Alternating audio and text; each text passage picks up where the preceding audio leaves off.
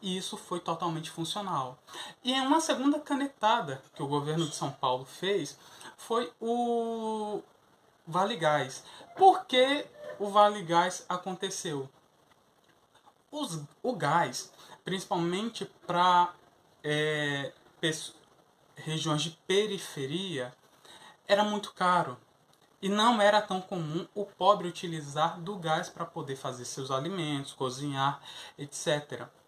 Qual era um problema que existia nas favelas nos anos 90, nos anos 2000? Você sabe?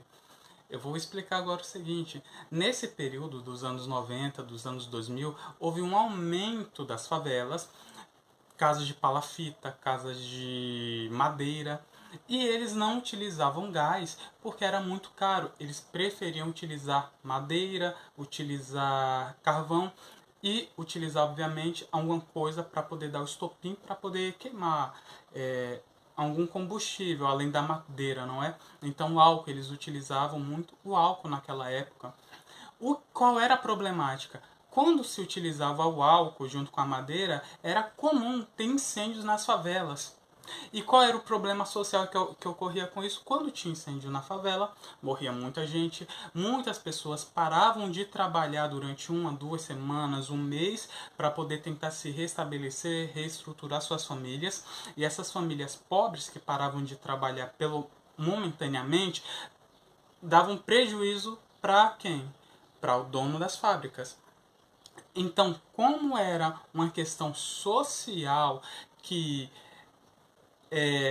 quando uma favela, quando um ponto de uma comunidade acabava tendo incêndio, reverberava essa problemática do incêndio em diversas camadas sociais, inclusive atingia os manda-chuva. Os manda-chuvas perceberam que era necessário o quê?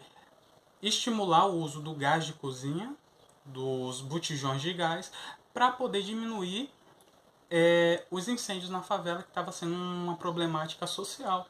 Então, por isso, foi em uma canetada resolvido esse problema, praticamente, através do Vale Gás, para permitir que o pobre tivesse acesso, ou estimular o pobre o acesso ao gás, para que pudesse ter menos incêndios. Isso tudo de canetada. E por que eu estou falando tanto nessas canetadas? Porque, pessoal, ciência... Vou falar de algumas ciências. Economia, contabilidade, administração pública, são todas ciências sociais. Não é ciência exata, são ciências sociais. Por quê?